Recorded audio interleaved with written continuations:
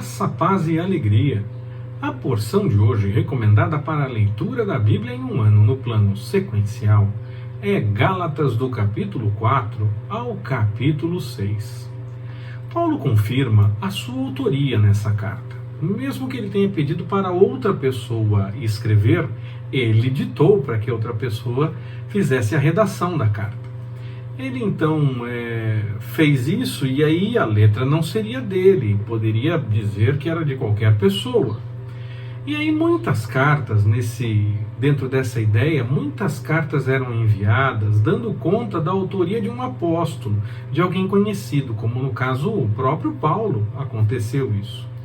E essas cartas não eram suas. Quando as cartas até tinham conteúdo que tinha convergência com o que realmente era o ensinamento cristão, pelo menos era um bom texto, mas não era correto tentar usar da fama de um apóstolo, de alguém que tivesse mais notoriedade, para tentar espalhar aquela mensagem. Isso não é correto. Não é dessa forma que as coisas devem acontecer. O Senhor chama e então aquele que foi usado por Deus para levar à frente a mensagem, quando muito, deixe anônimo. Não vai colocar o nome de outra pessoa, não é legal. Seria como se eu escrevesse textos para o compartilhando na web, que tivessem coerência com o texto bíblico, mas para tentar chamar mais a atenção, colocasse nomes famosos como Billy Graham, como C.S. Lewis, Lutero, Knox, tantos pregadores, tantos teólogos históricos, e aí então chamaria mais atenção. Se fosse um texto com coerência bíblica, pelo menos está chamando atenção para a mensagem que é boa, não é? Mas se eu coloco o nome de outra pessoa é porque eu estou tentando chamar atenção para o nome da pessoa. Então, isso acontece muito nos nossos dias. Eu não acho isso adequado, eu não acho isso correto. O certo é, quando muito, deixar anônimo. Se a ideia é chamar atenção para um bom texto, mas não quer colocar o seu nome, em vez de colocar o nome de outra pessoa, deixe sem nome, deixe anônimo. Não há necessidade de colocar o nome de uma pessoa famosa para chamar mais atenção, senão você está chamando atenção para o nome da pessoa mesmo. É para isso que você está tentando chamar atenção. Isso não é legal, isso não é adequado. Mas também havia textos que eram completamente heréticos. E aí então havia um problema, porque alguns desses textos visavam usar a fama dos conhecidos, no caso de Paulo, por exemplo, usar a fama de Paulo para tentar levar à frente um ensinamento errado, para que as pessoas vivessem de forma errada, com um ensinamento errado. Isso era péssimo.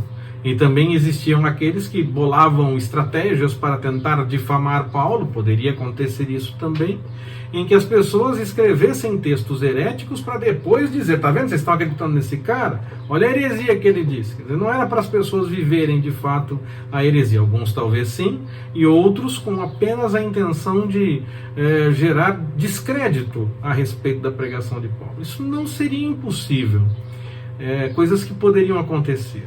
Então as cartas eram escritas e então Paulo tentava deixar claro que ele tinha participado sim daquela carta que ele realmente participou, para deixar claro que havia diferença com relação às outras que diziam ser dele e que tinham até coisas erradas. Então ele, no mínimo, pelo menos em Gálatas, ele deixa isso claro, ele assina com letras grandes, mostra que é realmente ele que escreveu e essa coisa toda. Ele não escreveu a carta toda, ele fez como Jeremias com Baruque, Jeremias ditou, Baruque escreveu, Paulo fez a mesma coisa, e cada carta de Paulo tem um autor diferente. Há cartas escritas pelas mais variadas pessoas, de acordo com os estudos que nós conseguimos fazer, tentando chegar realmente a quem teria sido o Baruque de Paulo a cada carta. Ele teve pessoas diferentes para fazer isso a cada carta. Na porção de hoje, Paulo apresenta uma série de argumentos e ilustrações para provar a inferioridade da lei em relação ao Evangelho e para estabelecer o verdadeiro propósito da lei. Já disse algumas vezes durante essa sequência de mensagens de capa a capa, e eu insisto porque Paulo fala exatamente a respeito dessa questão. Ele não diz que seguir a lei seja errado, ele não diz que a lei é errada em si, mas ela teve o seu lugar antes de Jesus. Agora é como se o testamento tivesse sido lido e os herdeiros, aqueles que aceitam a mensagem do Evangelho, aqueles que aceitam o sacrifício de Cristo, creem no seu nome e recebem o poder de se tornarem filhos de Deus, esses passam a viver realmente como filhos do Senhor. Agora, sem a necessidade de se preocupar em observar os detalhes da lei. Antes, aquele que já aceitou a mensagem do Evangelho, reconhece em Cristo o sacrifício vivo, que se derramou na cruz, que morreu em nosso lugar, a nossa morte. Então, quem entende dessa forma, quem crê no nome de Jesus, passa a ser guiado pelo Espírito Santo e passa a viver a verdadeira liberdade em relação ao pecado. A lei se preocupava em mostrar como viver longe do pecado para agradar ao Senhor. Essa era a intenção principal da lei. Tinha a questão de verificar a obediência, encaminhar algumas coisas, mas o ponto essencial da lei era mostrar o caminho que deveria ser trilhado para viver longe do pecado e pedir perdão por pecados cometidos mesmo tentando fugir desse caminho do erro, porque o ser humano pode caminhar nessa direção. E aí então tinha todo o sistema de sacrifícios.